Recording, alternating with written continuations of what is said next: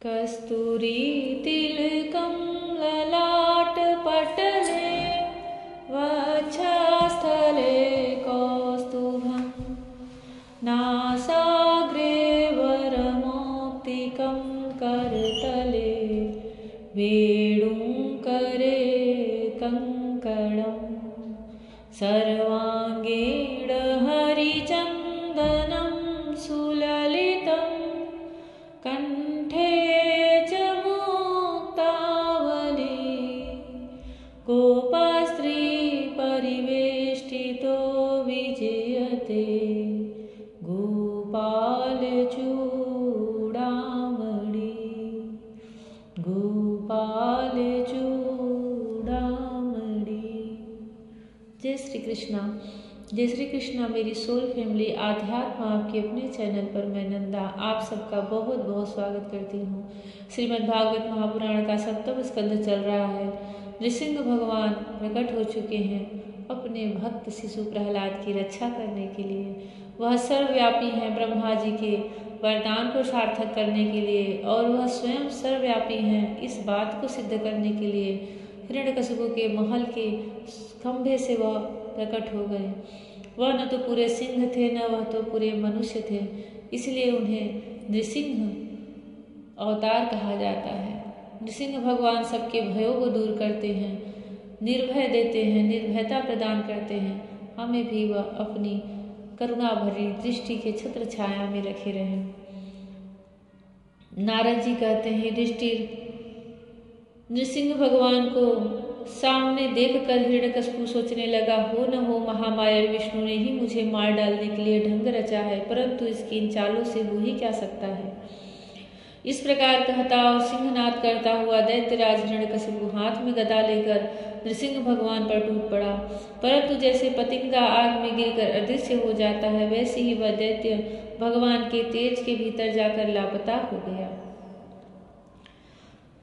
समस्त शक्ति और तेज के आश्रय भगवान के संबंध में ऐसी घटना कोई आश्चर्यजनक नहीं है, क्योंकि सृष्टि के प्रारंभ में उन्होंने अपने तेज से प्रलय के निमित्त भूत तमोगुण रूपी घोर अंधकार को भी पी लिया था।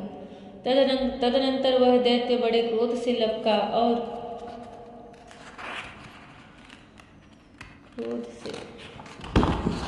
अपनी गदा को बड़े जोर से घुमाकर उसने नृसिंह भगवान पर प्रहार किया। प्रहार करते समय ही जैसे गरुड़ सांप को पकड़ लेते हैं, वैसे ही भगवान ने गदा सहित उस दैत्य को पकड़ लिया। जब वे उसके साथ खिलवाड़ करने लगे, तब वह दैत्य उनके हाथ से वैसे ही निकल गया जैसे क्रीड़ा करते हुए गरुड़ के चंगुल से सांप छूट जाए। युधिष्ठिर उस समय सब के सब लोकपाल बादलों में छिपकर इस युद्ध को देख रहे थे। उनका स्वर्ग तो हिरण्यकशिपु ने पहले ही छीन लिया था। जब उन्होंने देखा कि वह भगवान के हाथ से छूट गया, तब वे और भी डर गए।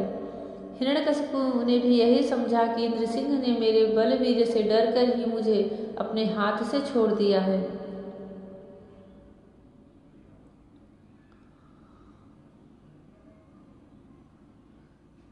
इस विचार से उसकी थकान जाती रही और वह युद्ध के लिए ढाल तलवार लेकर फिर उनकी ओर दौड़ पड़ा। उस समय वह बाज की तरह बड़े वेग से ऊपर नीचे उछल कूद कर इस प्रकार ढाल तलवार के पैतरे बदलने लगा कि जिससे उस पर आक्रमण करने का अवसर ही न मिले।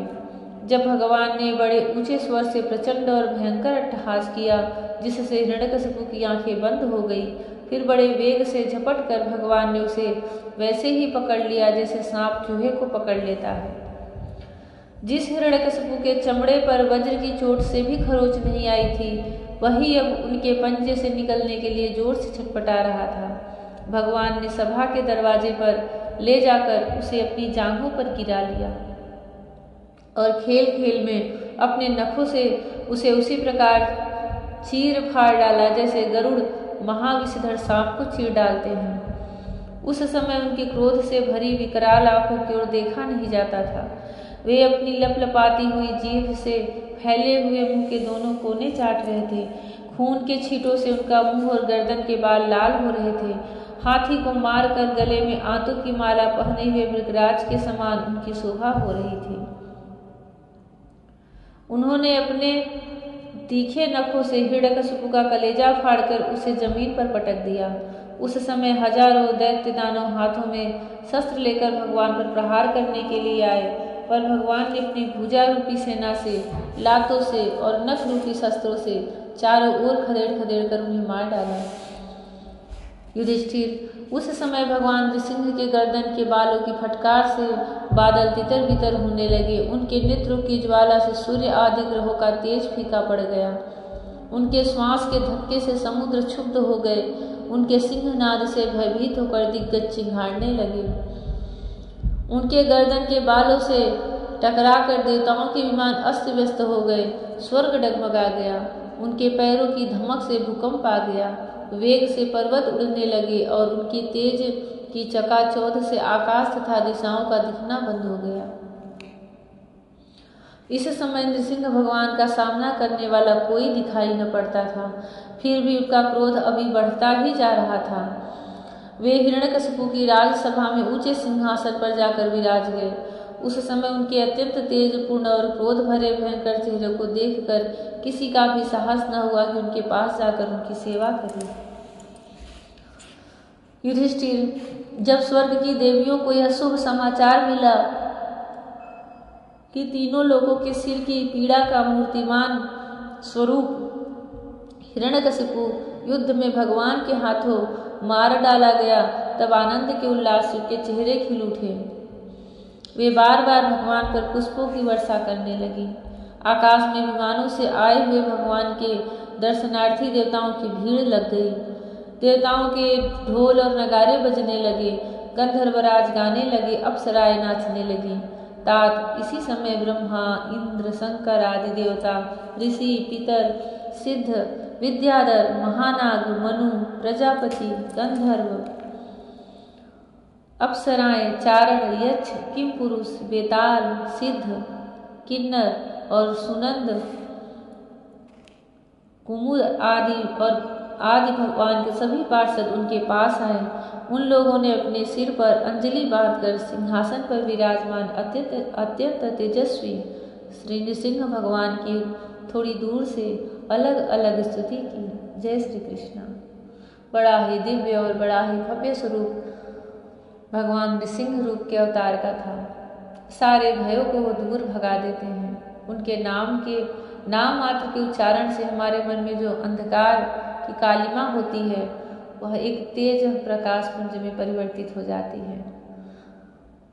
शिशु भक्त प्रहलाद पर अपनी दया दिखाने के लिए, भक्ति को अमर करने के लिए, भक्ति को सिद्ध करने के लिए और भक्त में कितनी ताकत होती है यह प्रमाण सिद्ध करने के लिए भगवान नृसिंह भगवान के रूप में अवतार लिए।